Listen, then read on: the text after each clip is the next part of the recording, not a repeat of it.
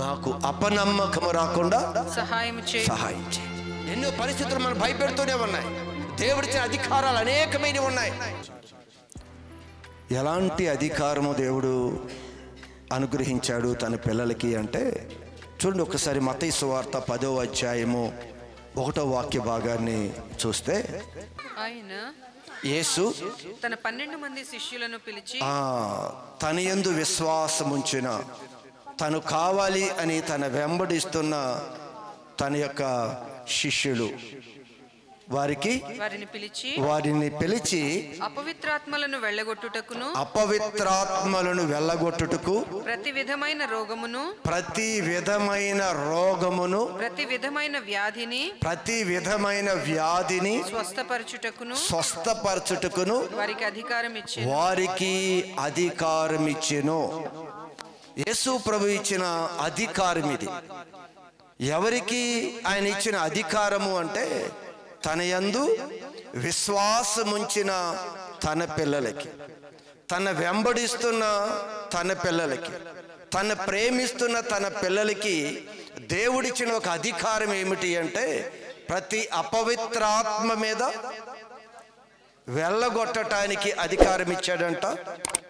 ప్రతి విధమైన రోగము, ప్రతి విధమైన వ్యాధి, ప్రతి విధమైన రోగము అంటే ఏంటో, వ్యాధి అంటే ఏంటో. మరి రోగము అంటే కుదరనిది, మనుషులకి కుదరని రోగం.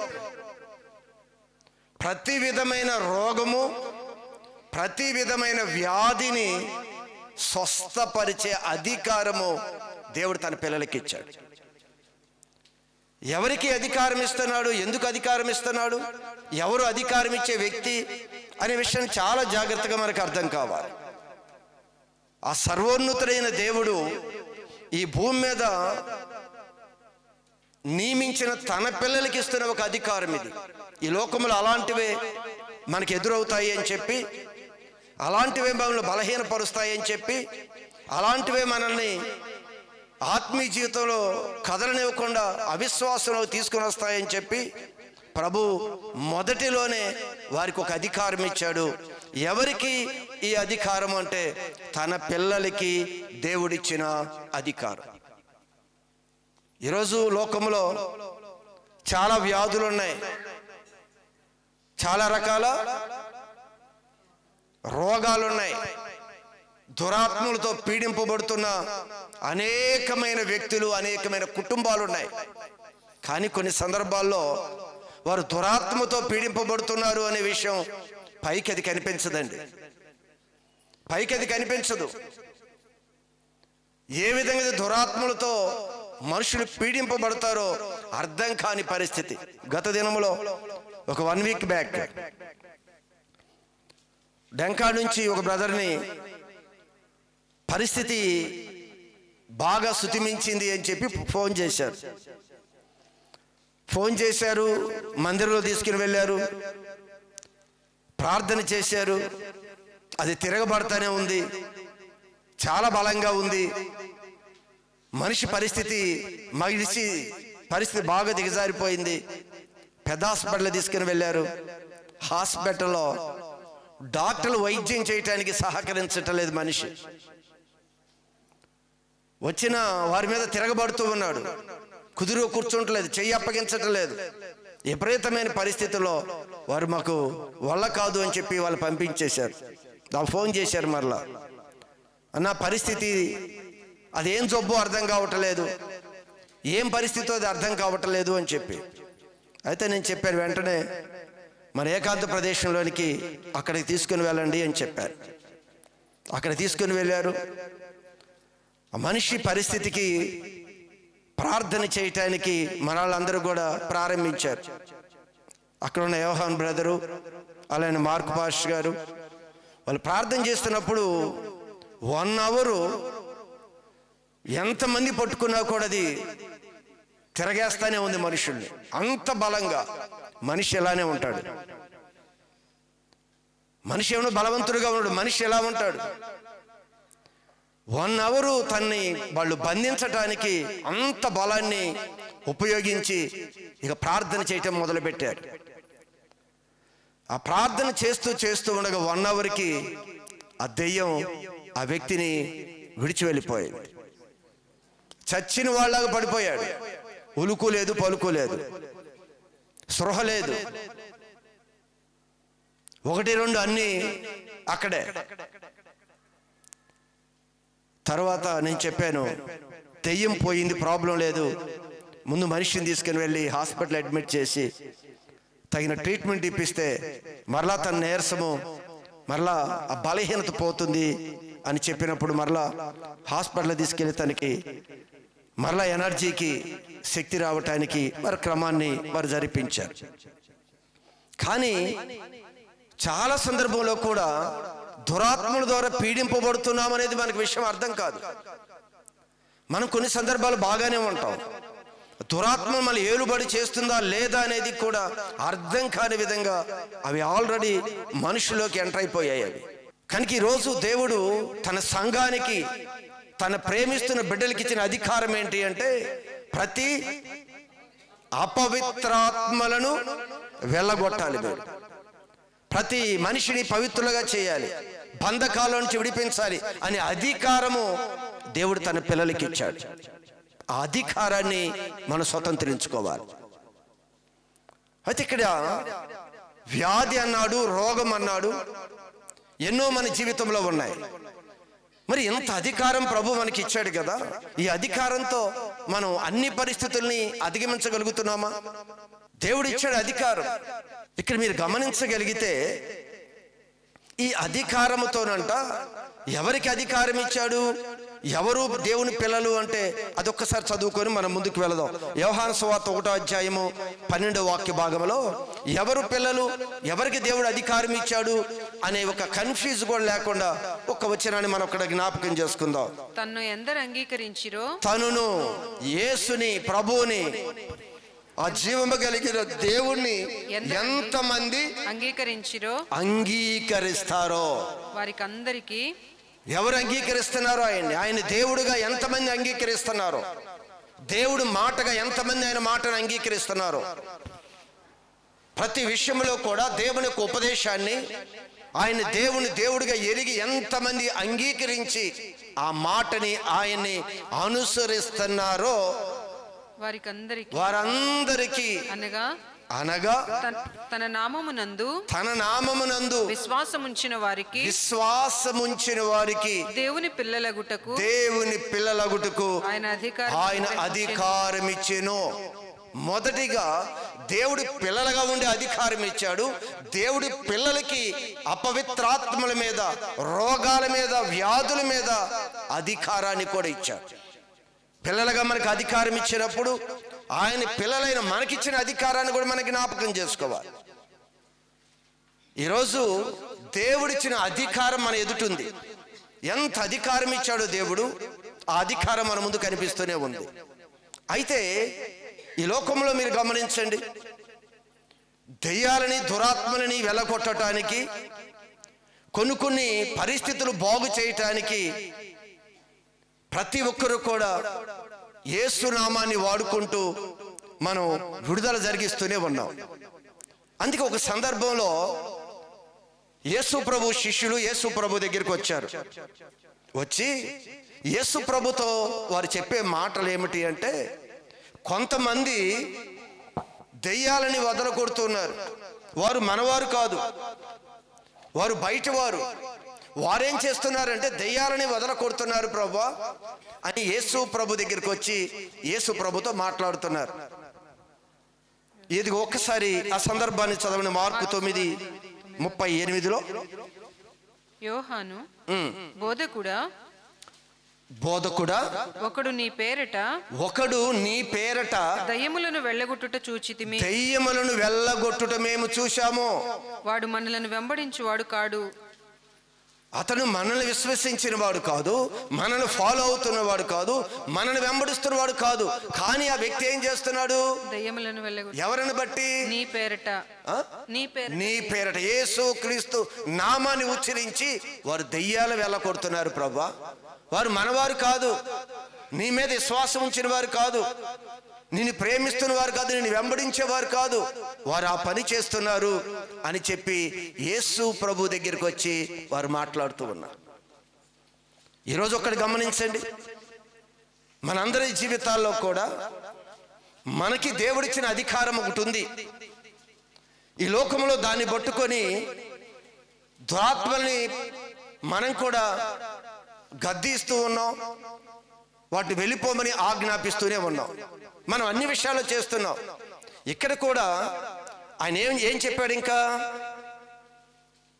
అందుకు యేసు వారిని ఆటంకపరచకుడి, వాటిని ఆటంకపరచవద్దు, నా పేరిట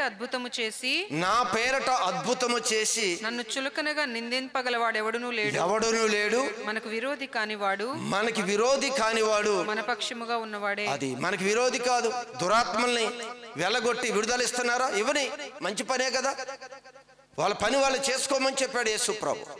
ఇక్కడ విషయాన్ని వింటూ ఉండగా మనకు ఒకటి అర్థం కావాలి. దేవుడు అధికారం ఇచ్చాడు. దేవుడిచ్చిన ఆ మాటను పట్టుకొని మనం కూడా యేసు క్రీస్తు నామాన్ని ఉచ్చరిస్తున్నాం, అపవాదిని బెదిరిస్తున్నాం, వాడు వెళ్ళిపోతూనే ఉన్నాడు. అయితే ఇక్కడ ప్రభువుని ఎరగని వారు కూడా యేసుక్రీస్తు నామాన్ని ఉచ్చరిస్తున్నారు, ఆ దెయ్యాలు అక్కడ కూడా వెళ్ళిపోతూ ఉన్నాయి. మరొక సమయంలో ఇలానే జరుగుతున్నాయి కదా అని మరొక వ్యక్తి దెయ్యాన్ని వదలకొట్టడానికి ఒక ప్రదేశంలోనికి వచ్చాడు. వచ్చి యేసుక్రీస్తు నామాన్ని ఉచ్చరించాడు, కానీ దెయ్యము ఎదురు తిరిగింది. చదవండి అది కూడా ఒక్కసారి. అపోస్తల కార్యాలు 19వ అధ్యాయము 13వ వాక్య భాగము. దేశ సంచారులను మాంత్రికులు అయిన కొందరు యూదులు పౌలు ప్రకటించు యేసు క్రీస్తు తోడు మిమ్మల్ని ఉచ్చాటన చేయుచున్నాను, యేసు క్రీస్తు నామములో ఆజ్ఞాపిస్తున్నాను అని చెప్పి దయ్యములు పట్టిన వారి మీద ప్రభువైన యేసు క్రీస్తు నామమును ఉచ్చరించడానికి పూనుకున్నారంట. వీరు జాగ్రత్తగా గమనించాలి. దేవుడు అధికారం ఇచ్చాడు. దేవుడు అధికారాన్ని మనం ఏ విధంగా స్వతంత్రించుకోవాలో మనకు అర్థం కావాలి. ఇక్కడ ఆయన ఇచ్చాడు కదా అని ఆ మాట తీసుకొని ఇదిగో శిష్యులు వెళ్ళారు, శిష్యులు అద్భుతాలు చేస్తూ ఉన్నారు. యేసుని వెంబడించని వారు, విశ్వాసం ఉంచని వారు కూడా యేసుక్రీస్తు నామాన్ని పట్టుకొని ప్రార్థన చేస్తున్నారు. అక్కడ దెయ్యాలు వెళ్ళిపోతున్నాయి. ఇది ఇక్కడికి వచ్చేసరికి ఈ దెయ్యాన్ని వదిలించటానికి మరి కొంతమంది వచ్చారంట. వచ్చి ఆ దెయ్యాన్ని యేసుక్రీస్తు నామములో ఆజ్ఞాపిస్తున్నప్పుడు ఆ దెయ్యం ఏం మాట్లాడిందో తెలుసా? నేను యేసుని గుర్తెరుగుదును, నేను యేసు ఎవరో నాకు తెలుసు, పౌలును కూడా ఎరుగుదును. పౌలు ఎవరో తెలుసు, దేవుని కుమారుడైన పౌలు ఎవరో తెలుసు, కానీ మీరెవరు? యేసు ఎవరో తెలుసు, యేసు యొక్క కుమారుడు, యేసు ప్రేమిస్తున్న కుమారుడు, యేసుని వెంబడిస్తున్న కుమారుడు ఎవరో మాకు తెలుసు, నీవెవడివి అని చెప్పి ఆ దెయ్యము పట్టినవాడు ఎగిరి వారి మీద పడి వారిని ఇద్దరిని లొంగదీసి గెలిచెను. అందుచేత వారు దిగంబరులై గాయము తగిలి ఆ ఇంట నుండి పారిపోయిరి అని రాయబడి. ఎవరింట నుండి పారిపోయారు? దెయ్యం పట్టిన వాడి ఇంటిలో నుండి వారు పారిపోయారు.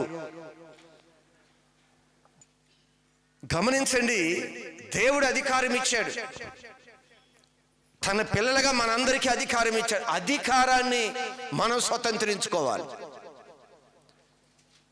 ఇక్కడ ఆయన ఇచ్చిన అధికారాన్ని పట్టుకొని ప్రభు మాతో ఇలా చెప్పాడు కదా అని ఉచ్చరించుతూ వెళ్ళిపోతున్నాం. కానీ దేవుడిచ్చిన అధికారాన్ని, ఆ బలాన్ని మనం పొందుకొని మనం అధికారముతో దాన్ని ఆజ్ఞాపించాలి. యేసునామములో ఉచ్చాటన చేస్తున్నామని చేస్తున్నాం. నీ లోపల నుంచి ఒక అధికారం రావాలి. దురాత్మని గద్దించి అధికారం నీలో నుంచి రావాలి. ఇక్కడ మీరు గమనిస్తే బయట వారు ప్రార్థన చేశారు, దెయ్యాలు వెళ్ళిపోయాయి. ఇక్కడ మరొకరు దెయ్యాన్ని వెలగొట్టడానికి వస్తే దెయ్యం ఎదురు తిరిగినట్లుగా చూస్తున్నాం. మరి యేసు ప్రభు అధికారంతో శిష్యులు దెయ్యాలు ఎల్లగొడుతున్న సందర్భాలు కూడా ఉన్నాయి.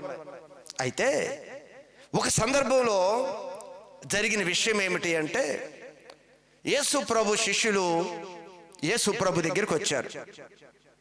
వచ్చి యేసు ప్రభు దగ్గర ఒక మాట మాట్లాడారు. వారు ఏమని మాట్లాడారు? మార్కు సువార్త 9వ అధ్యాయము 28వ వాక్య భాగములో యేసు ప్రభు శిష్యులు యేసు ప్రభు దగ్గరికి వచ్చి మాట మాట్లాడారు. ఈ శిష్యులకు ఏం అధికారం ఇచ్చాడు అనుకున్నాం? అపవిత్రాత్మలని వెళ్ళగొట్టే అధికారం ఇచ్చాడు కదా వీళ్ళకి. వీళ్ళు ఇప్పుడు యేసు ప్రభు దగ్గరికి వచ్చారు. యేసు ప్రభు దగ్గరికి వచ్చి ఒక మాట అడుగుతున్నారు యేసు ప్రభుని. ఏమని అడుగుతున్నారు? ఆయన ఇంటిలోనికి వెళ్ళిన తరువాత ఆయన శిష్యులు, యేసు ప్రభు శిష్యులు, మేమెందుకు ఆ దయ్యమును వెళ్ళగొట్టలేకపోతిమి? అదిగో, మేము ఎందుకు దయ్యమును వెళ్ళగొట్టలేకపోయాము అని యేసు ప్రభుని అడిగారు. ఇప్పుడు చాలా దెయ్యాలు వెళ్ళిపోయాయి కదా ప్రభువా. గత దినాల్లో గద్దిస్తే, గత దినాల్లో ప్రార్థన చేస్తే అనేకమైన దెయ్యాలు వెళ్ళిపోయాయి కదా. ఇప్పుడు దెయ్యము ఎందుకు మాకు వెళ్ళలేదు అని యేసు ప్రభుని అడగటానికి ఒంటరిగా కూర్చున్న యేసు ప్రభు దగ్గరికి వచ్చి అడుగుతున్నారు యేసు ప్రభు శిష్యులు. ఈ సందర్భానికి ఒక బ్యాక్గ్రౌండ్ని ఒకసారి ముందు జ్ఞాపకం చేసుకుందాం. ఎందుకు వీరు యేసుని అడిగారు, ఏం జరిగింది అనేది మనకు తెలియాలి. ఒక సందర్భంలో దీని బ్యాక్గ్రౌండ్ ఏం జరిగిందో దానిలో నుంచి ఈ వాక్య భాగంలోనికి వద్దాం. మనం ఇక్కడ ఏమని అడిగారు అనుకున్నాం యేసు ప్రభుని? మేము ఎందుకు దెయ్యమును వెళ్ళగొట్టలేకపోయాము? అధికారం ఇచ్చావు కదా ప్రభా, మాకు అధికారం ఇచ్చావు కదా, ఎందుకు మేము వెళ్ళగొట్టలేకపోయాం? చాలా సందర్భంలో వెళ్ళగొట్టాం కదా, ఇక్కడ ఇప్పుడు ఈ దెయ్యాన్ని అయితే మేము వెళ్ళగొట్టలేకపోయామని యేసు ప్రభు దగ్గర అడుగుతున్న ఈ సందర్భం యొక్క బ్యాక్గ్రౌండ్లోకి వెళ్ళి ఈ సిచ్యువేషన్ ఎందుకు వచ్చింది అని మనం ఆలోచిస్తే, ఒక దినాన యేసు ప్రభు తన 12 మంది శిష్యుల్లో ఒక 3 శిష్యులను తీసుకొని ఆయన రూపాంతర కొండ మీదకి వెళ్ళిపోయాడు యేసు ప్రభు. ఎంతమందిని తీసుకొని? 3 శిష్యులు తీసుకొని.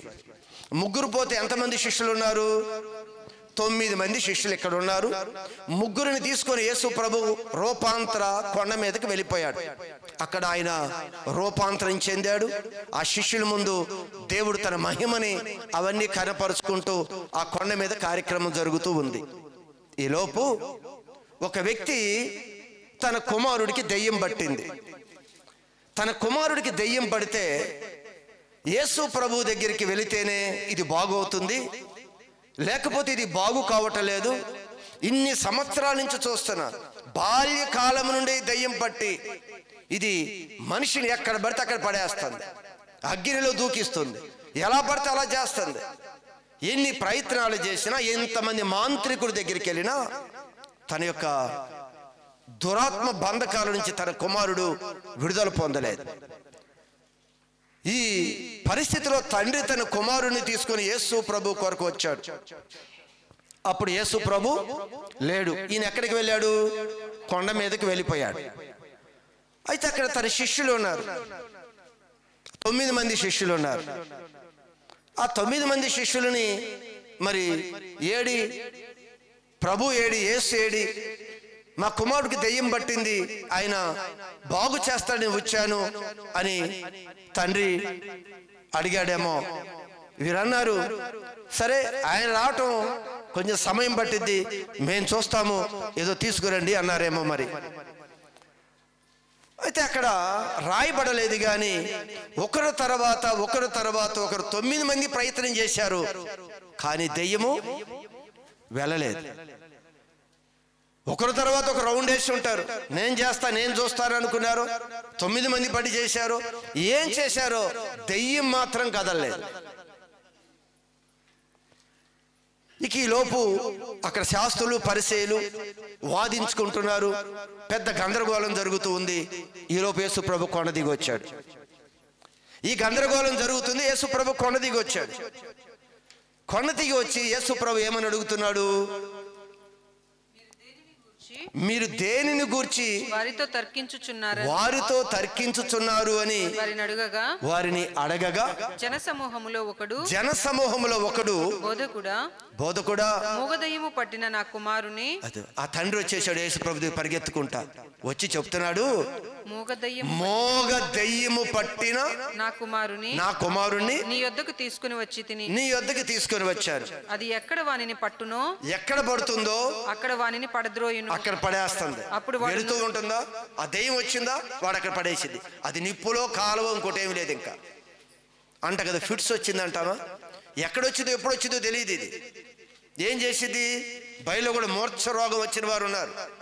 ఇది ఎక్కడ పట్టిద్దో అక్కడ పడద్రోయును, వెక్కిరి పడదోయును చెప్తున్నాడు తండ్రి. అది ఎప్పుడు ఎక్కడ వానిని పట్టునో, అక్కడ వానిని పడద్రోయును, అప్పుడు వాడు అప్పుడు అతను నురుగు కార్చుకొని పండ్లు కొరుకుకొని మూర్ఛిల్లును. దానిని వెళ్ళగొట్టుడని, ఇలాంటి పరిస్థితుల్లో ఉన్నాను కదా, ఈ దెయ్యాన్ని వెళ్ళగొట్టండి అని నీ శిష్యులను అడిగి తిని, నువ్వు లేవు కదా, ఇదిగో నీ శిష్యులు అడిగారు, కానీ అది వారి చేత కాలేదు అని ఆయనతో చెప్పాను. చేత కాలేదు. ఎందుకు కాలేదు? శిష్యులు అధికారం ఇచ్చాడో లేదా? ఆయన అందరికి అధికారం ఇచ్చాడో లేదు యేసు ప్రభు? మరి అధికారం ఇచ్చిన 9 మంది ఇక దెయ్యాన్ని వెళ్ళగొట్టలేకపోయారు. ఆ వ్యక్తి కంప్లైంట్ ఇస్తున్నాడు, అయ్యా నా కుమారుడు పరిస్థితి ఇది, బాగు చేస్తారని వచ్చా, నువ్వు లేవు, ఇదిగో నీ శిష్యులను అడిగాను, నీ శిష్యులు కూడా ప్రార్థన చేశారు, కానీ ఈ దెయ్యాన్ని మాత్రం వారు వెళ్ళగొట్టలేకపోయారు అనే కొంత డిస్కషన్ జరిగింది. ఆయన అన్నాడు, ఒక పదం వాడాడు అప్పుడు యేసు ప్రభు, విశ్వాసము లేని తరము వారులారా నేను ఎంతకాలం మీతో ఉందును. అది శిష్యులు ఉద్దేశించి అంటున్నాడు, మీలో విశ్వాసము లేదు, అధికారం ఇచ్చాను నేను, మీకు విశ్వాసము దానిలో కలగటం లేదు. కొన్ని లోబడుతున్నాయి, కొన్ని ఎదిరించలేకపోతున్నాం. కొన్నిటి యందు విశ్వాసం ఉంది, కొన్నిని ఎదిరించడానికి నీకు నమ్మకం. ఇది అవుతుందా, ఇది జరుగుతుందా, ఇది వ్యాధి, ఇది రోగం, అసలు ఇది కుదరని రోగం, ఇది ప్రార్థన వల్ల అయిద్దా? మన విశ్వాసము కొంతవరకే సరిపోతుంది. దేవుడిచ్చిన అధికారాన్ని మనం స్వతంత్రించుకోవాలి అంటే మన విశ్వాసాన్ని పెంపొందించుకోవాలి. మనం. అందుకే కొన్ని ప్రదేశాలు మనకు చూడండి, ఎవరైనా చిన్నది ప్రాబ్లం మీద వచ్చారనుకో, నువ్వే టక్కుమని చేయబెట్టి ఏంది ప్రార్థన చేయవా, చేసేస్తాం మనం. ఆ చిన్నవి పోతూ ఉంటాయి. ఇంకా పెద్దది వచ్చిందనుకో, ఇక్కడికి కాదు అక్కడికి తీసుకువెళ్ళాలి అని చెప్తావు. అంటే నీ విశ్వాసం ఏమవుతుంది, సరిపోలేదు. అందుకే యేసు ప్రభు అంటున్నాడు ఇక్కడ, విశ్వాసము లేని తరము వారులారా ఎంతకాలము మీతో ఉంటానయ్యా, ఎంతవరకు సహిస్తాను? ఏంటి మీరు చేసే పని? ఎంతకాలం నేను ఉంటాను? నా టైం అయిపోయింది, నేను వెళ్ళిపోతాను కదా. మీకు ఒక అధికారం ఇచ్చాను కదా, అధికారాన్ని మీరు స్వతంత్రించుకోరా? గమనించండి సంగమా, దేవుని యొక్క వాక్యాన్ని జాగ్రత్తగా మనం ఆలకించాలి. దేవుని యొక్క ఉపదేశాన్ని జాగ్రత్తగా మనం ఆలకిస్తే బలవంతులుగా మార్చబడతాం. మనం ఏదో వినేసి వెళ్ళిపోవటం కాదు. ప్రతి మాట దేవుడు ఏం మాట్లాడుతున్నాడు, తన లేఖనాలు ఏ విధంగా బోధిస్తున్నాయి అనే దాని మీద మనం దృష్టి ఉంచాలి. మనం అంత అయిపోయింది. యేసు ప్రభు, నీకు నమ్మకం ఉందా? ఆయన అన్నాడు, అయ్యా వీళ్ళు ఎటూ కాలేదు, నువ్వన్నా ఏమన్నా చేయగలవా అన్నాడు. నీకు నమ్మకం ఉందా అన్నాడు. నాకు నమ్మకం ఉంది అన్నాడు. అయితే నీ నమ్మిక నమ్ముట నీ వలనైతే నమ్మేవాడికి సమస్తము సాధ్యమవుతుంది అని నమ్మకం, విశ్వాసం. అందుకని అన్నాడయ్యా, నాలో నమ్ముచున్నాను, అపనమ్మకం రాకుండా ఉండినట్లు ప్రార్థన చేస్తాను. ఏ రోజైనా నువ్వు ప్రార్థన చేశావా, ప్రభు నాకు అపనమ్మకం వస్తుందయ్యా, నీ కార్యాలు ఎన్నో ఉన్నాయి బైబిల్లో, మాకు అధికారం ఇచ్చావు కదా, మాకు అపనమ్మకం వస్తుంది, మేం చేయగలమా, మేం బాగు చేయగలంగా, మేము విడుదల చేయగలమా అని అపనమ్మకం వస్తుందయ్యా. ఆ వ్యక్తి అడుగుతున్నాడు, యేసయ్యా మాకు అపనమ్మకము రాకుండా సహాయం చేయి. అడిగామా మనం? అసలు అధికారం దేవుడు మనకి ఇచ్చాడనే ఆలోచన మనకేమైనా ఉందా? నమ్మకం లేదు. అధికారము ప్రభు ఇచ్చాడని అధికారం మీద నమ్మకం లేదు, అధికారాన్ని స్వతంత్రించుకోవాలనే ఒక ఆలోచన మనకు లేదు. ఇదిగో ఇక్కడ ఆయన చెప్తూ ఉన్నాడు. వెంటనే ఆ వ్యక్తి బాగుపడ్డాడు. యేసు ప్రభు ప్రార్థన చేయగానే దెయ్యము వెళ్ళిపోయింది. చచ్చిన వాడిలాగా పడిపోయి ఉన్నాడు, స్పృహలేని వ్యక్తిగా పడిపోయి ఉన్నాడు. ఆ వ్యక్తిని యేసు పట్టుకొని లేపాడు, తండ్రికి అప్పగించాడు. వాళ్ళు వెళ్ళిపోయారు. ఇప్పుడు యేసు ప్రభు ఆ ఒక గృహంలో కూర్చున్నప్పుడు ఇప్పుడు వచ్చారు వీరు. ఇప్పుడు అడుగుతున్నారు ఈ పదాన్ని, ఏమని? మేము ఎందుకు ఆ దయ్యమును వెళ్ళగొట్టలేకపోయాము. ఎలా వెళ్ళగొట్టాలి ఈ దెయ్యాన్ని? ఒక దెయ్యమే కాదు, దేవుడిచ్చిన అధికారాలు కొన్ని ఉన్నాయి కదా, వీటిని ఎందుకు మేము అధిగమించలేకపోతున్నాం? మా బాధలు మేము ఎందుకు అధిగమించలేకపోతున్నాం? మా వ్యాధులు మేము ఎందుకు అధిగమించలేకపోతున్నాం? ఈ పరిస్థితులు మేము ఎందుకు అధిగమించలేకపోతున్నామనే ఆలోచన మనలోనికి కూడా రావాలి. ఇదిగో వీరు యేసు ప్రభు దగ్గరికి వచ్చి అడిగినప్పుడు యేసు ప్రభు ఓ చక్కని మాట చెప్పాడు. ఆయన ఏమంటాడు? ప్రార్థన వలననే కానీ ఫుట్ నోట్లో ఏమనుంది? చూడండి, ప్రార్థన వలనను ఉపవాసము వలనను కానీ మరి దేని వలనైనను ఈ విధమైనది వదిలిపోవుట సాధ్యము కాదు. వదిలిపోవుట సాధ్యము కాదు. ఇక్కడ చెప్తున్నాడు ప్రార్థన ఉపవాసము, దీనివల్ల మాత్రమే ఇది సాధ్యం. ఈరోజు మనం అధిగమించలేనివి, ఎదిరించలేనివి, మనకన్నా బలంగా కనిపించేవి మన జీవితంలో చాలా ఎదురవుతాయి. వాటిని ఎదిరించడానికి, వాటిని అధిగమించడానికి కావలసింది ఏంటో తెలుసా? ప్రార్థన ఉపవాసం. దీనివల్ల మాత్రమే సాధ్యం, మరి దేని వల్ల ఇది జరగదు అని చెప్పాడు. ఈరోజు ఎన్నో పరిస్థితులు మన మీద దాడి చేస్తూ ఉన్నాయి, ఎన్నో పరిస్థితులు మనం భయపెడుతూనే ఉన్నాయి. దేవుడిచ్చిన అధికారాలు అనేకమైనవి ఉన్నాయి, కానీ ఏది కూడా మనం స్వతంత్రించుకోలేని ఒక బలహీనులుగానే మిగిలిపోయాం. ఆయన అంటున్నాడు, ఈ విశ్వాసం గురించి ఏం గద్దించాడు అక్కడ?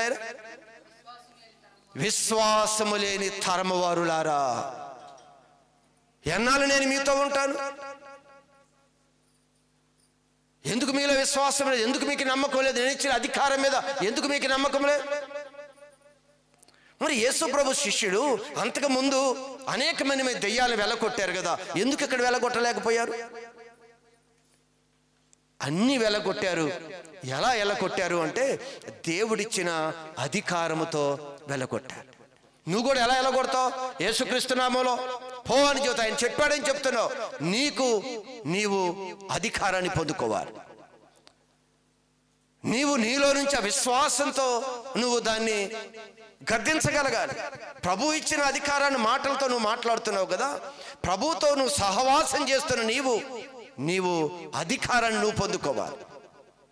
అందుకే ప్రభు అన్నాడు, నాకన్నా మీరు అద్భుతాలు చేస్తారు అన్నాడా?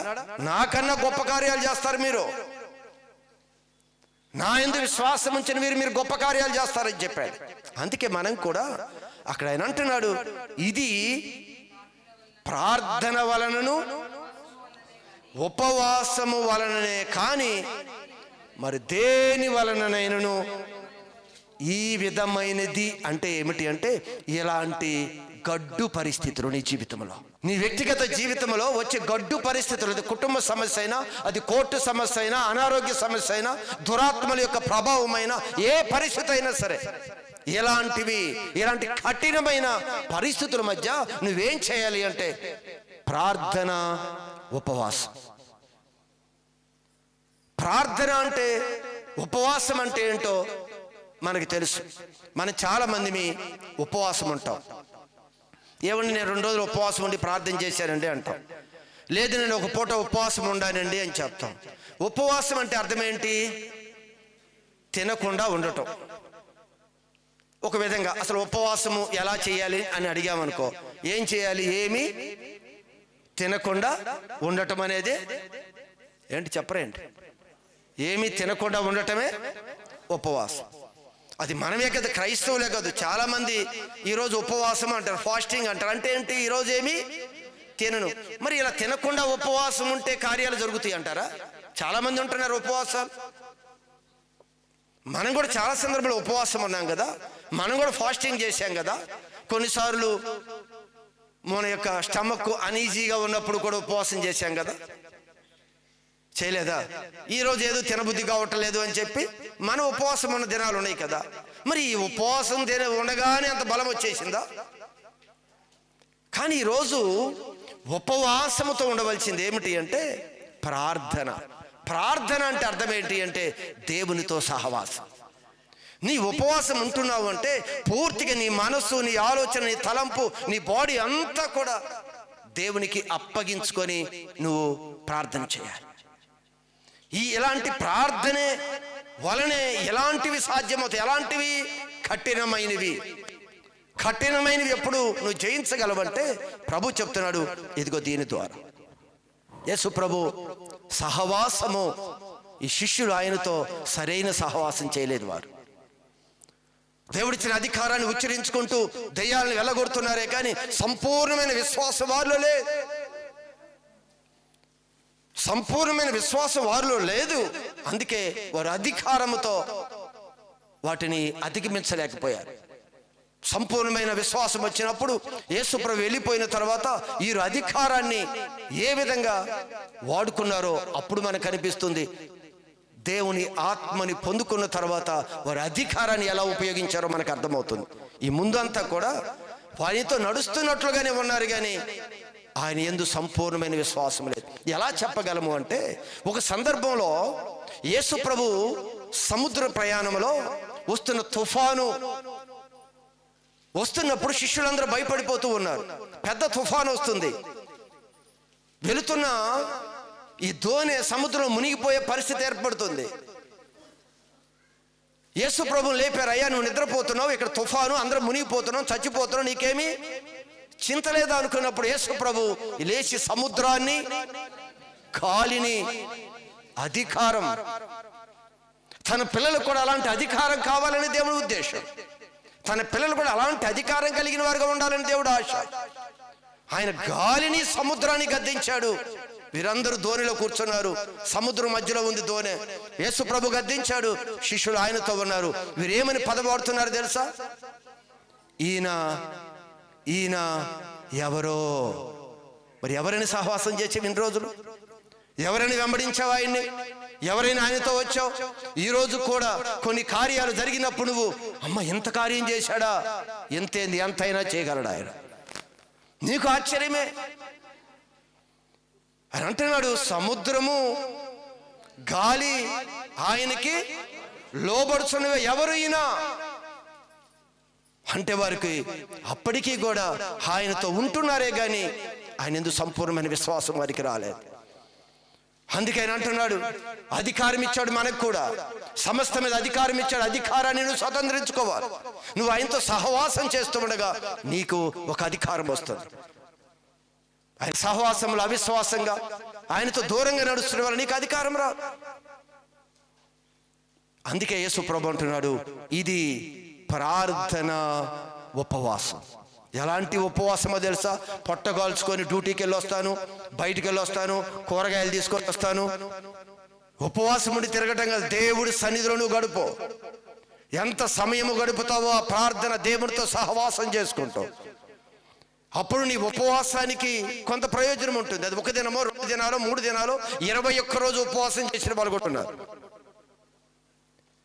అవసరాన్ని బట్టి పరిస్థితులను బట్టి ఒక పూట, 1 దినము, 1 రోజు, అన్ని దినాలు చేసిన వారు ఉన్నారు.